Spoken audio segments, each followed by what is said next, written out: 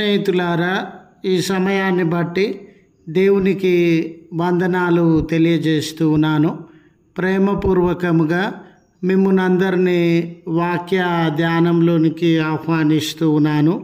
మనలో పాపము లేదా అనే ఆలోచనను మీతో కూడా పంచుకోవడానికి ఇష్టపడుతూ ఉన్నాను కనుక దేవుని యొక్క వాక్యాన్ని మీరు ముగింపు వరకు ఆలకించాలని, మీ కుటుంబ సభ్యులతోనూ తోటి విశ్వాసులతోనూ ఈ వీడియో షేర్ చేసుకోవాలని, మీ ప్రార్థన మనవులు ఎట్టివైనను కామెంట్స్ రూపంలో కానీ ఫోన్ కాల్ ద్వారా కానీ తెలియజేయండి. నమ్మకంగా మీ కొరకు ప్రార్థిస్తాము. ఈ వీడియో మీ ఆధ్యాత్మిక జీవితంలో ఉపయోగకరంగా ఉండినట్లయితే దయచేసి ఈ ఛానల్ను సబ్స్క్రైబ్ చేసుకునవలసినదిగా మనవి చేస్తూ ఉన్నాను. లేఖనము యోహాను రాసిన మొదటి పత్రిక 1వ అధ్యాయము 8వ వచనము. మనము పాపము లేని వారమని చెప్పుకొనిన ఎడల మనలను మనమే మోసపుచ్చుకొందుము.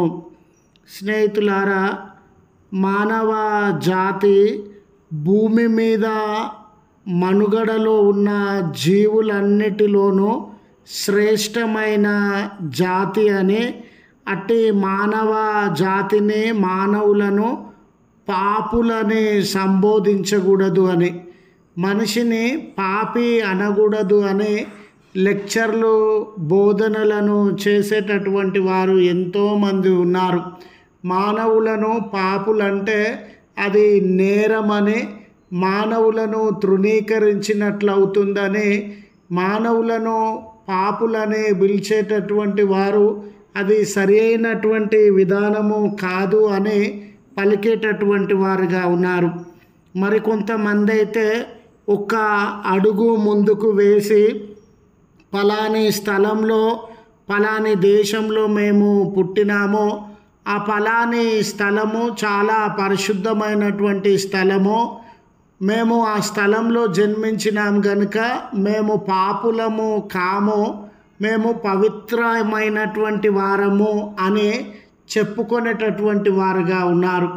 మరికొంతమంది అయితే మరొక అడుగు ముందుకు వేసి మేము పలాని కులంలో జన్మించినాము, పలాని మతంలో జన్మించినాము గనుక మాలో పాపము లేదు, ఎంతో పవిత్రులమైతేనే ఈ కులంలో లేక ఈ మతంలో మేము జన్మించినామని పలికేటటువంటి వారుగా ఉన్నారు.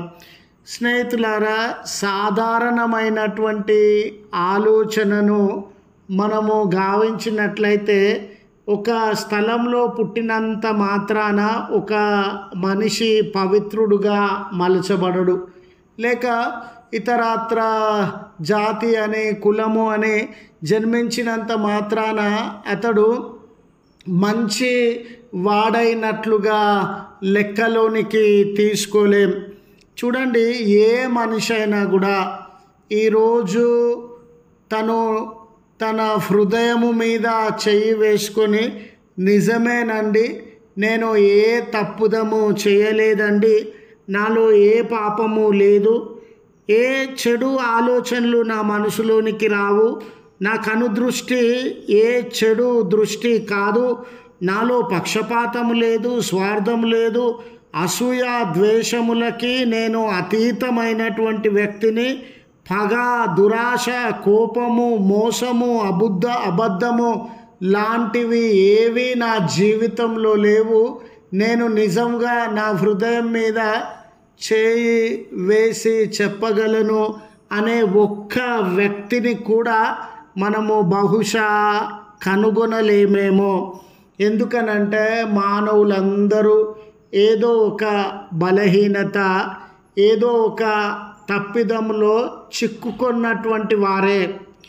మానవులలో ఏదో ఒక ఇబ్బందికరమైనటువంటి బలహీనత కలిగినటువంటి వారే. చూడండి, దేవుని వరకు ఎందుకండి, మన స్నేహితులకు తెలియదా మనం ఎటువంటి వారమో, మనలలో ఎటువంటి దుర్గుణాలు ఉన్నవో, ఎటువంటి ఆలోచనలు ఉన్నవో మన స్నేహితులు మనం ఎటువంటి వారమో వాళ్ళకి తెలియదంటారా? మన కుటుంబ సభ్యులకు తెలియదా అండి మనము మంచి వాళ్ళమా, మన ఆలోచన మంచిదా అని? భార్య పిల్లలకి మన బలహీనతలు ఏమీ తెలియకుండానే మనం ఉన్నామా? కనుక మనం అందరము బలహీనులము. ఏదో ఒక రకమైనటువంటి పాపము మన జీవితంలో ఉంది అని మనమందరము ఒప్పుకొనవలసినటువంటి వారమై ఉన్నాం. అంత మాత్రమే కాదు, లేఖనము తెలియజేస్తున్నటువంటి సత్యం ఏమిటంటే, ఏ వ్యక్తి అయితే నాలో పాపము లేదు అని పలికేటటువంటి వాడుగా ఉంటాడో ఆ వ్యక్తి అబద్ధికుడని. ఏ వ్యక్తి నాలో పాపం లేదని పలుకుతున్నాడో ఆ వ్యక్తి తనను తానే మోసగించుకున్నట్లు అని. ఇతరులు మోసగించడం కాదు, శత్రువులు గిట్టని వారు మోసగించడం కాదు. నాలో పాపము లేదు అని చెప్పుకున్నట్లయితే మనమే మోసగించుకున్నటువంటి వారంగా ఉంటాం.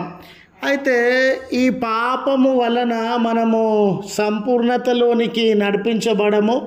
ఈ పాపము వలన నిత్యమనే గమ్యాన్ని మనము అందుకోలేము.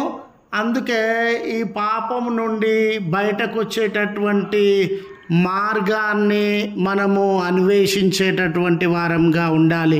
మీరైనా నేనైనా ఈ పాపం అనే బంధకాల నుండి బయటకు వచ్చే త్రోవ ఏది అని అన్వేషించగలిగినటువంటి వారంగా ఉండాలి.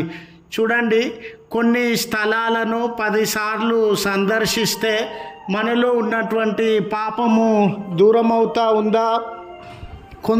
కొన్ని పేర్లను 1,00,000 సార్లు మరలా మాటికి మనం సంబోధిస్తే మన పాపముల నుండి విడుదల పొందేటటువంటి వారంగా ఉంటామా? లేక దేవుని గుడులలోనికి వెళ్ళి కానుకలను బహుమానములను చెల్లిస్తే మన పాపముల నుండి మనము బయటికి వచ్చేటటువంటి వారంగా ఉంటామా అనంటే, లేఖనము సెలవిచ్చినటువంటి గొప్ప మార్గం పాపముల నుండి బయటకు రావడానికి తెలియజేయబడిన గొప్ప మార్గము ఏమిటంటే, మన పాపములను మనము ఒప్పుకొనేటటువంటి వారంగా ఉండాలి. నిజమే, పలాని విషయంలో, పలాని చోట, పలాని వ్యక్తి, పలాని సందర్భము నేను పాపము చేసినటువంటి వాడనిగా ఉన్నాను. పలాని వ్యక్తి జీవితానికి నష్టాన్ని, కష్టాన్ని, కన్నీరును కలిగించినటువంటి వాడనిగా ఉన్నాను.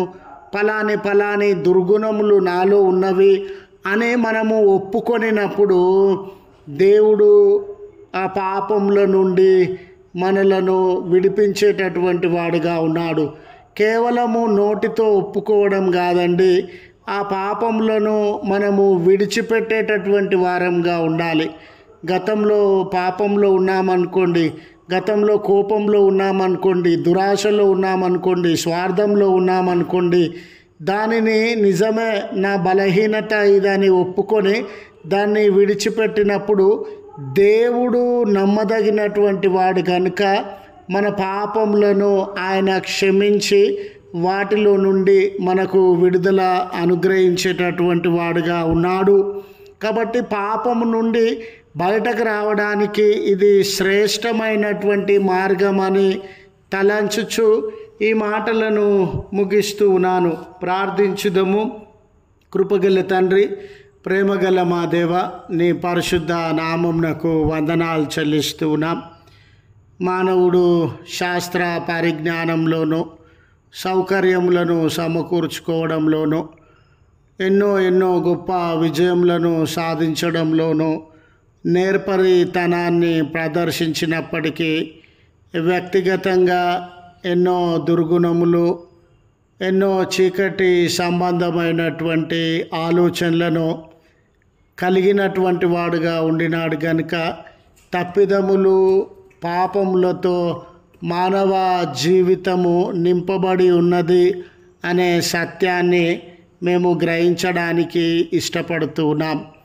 నిజమే, ఈనాడు పాపం నుండి బయటకు రావడానికి మేమెన్నో త్రోవలను అన్వేషిస్తూ ఉండవచ్చు, కానీ అన్నిటికంటే శ్రేష్టమైన త్రోవ మా పాపములను మేము ఒప్పుకోవాలని, వాటిని విడిచిపెట్టాలని తెలుసుకొనుచు ఉన్నాం. గనుక ఇది సత్యమని, యథార్థమైన సంఘటన అని గుర్తెరిగి అవలంబించుటకు మీ కృప దయచేయమని ప్రార్థన చేస్తున్నాం. ఈ దినము ఈ ప్రార్థనలో ఏకీభవించి మీ కృప కొరకు, క్షమాపణ కొరకు తమ హస్తములనెత్తి మీ వైపు తేరి చూస్తూ ఉన్న కుటుంబములను, వ్యక్తులను జ్ఞాపకం చేసుకొని వారి బలహీనతలలో నుండి, బంధకాలలో నుండి విడుదల అనుగ్రహించి మేలును వారి జీవితంలో కలుగజేయమని ప్రార్థన చేస్తున్నాం. అక్కర కలిగిన బిడ్డలు, అనారోగ్యం కలిగిన బిడ్డలు, సమస్య కలిగిన బిడ్డలు, కొదువ కలిగిన బిడ్డలు, భయము ఆందోళనలతో నింపబడినటువంటి బిడ్డలను దర్శించి మీ కార్యము వారి జీవితంలో జరిగించండి.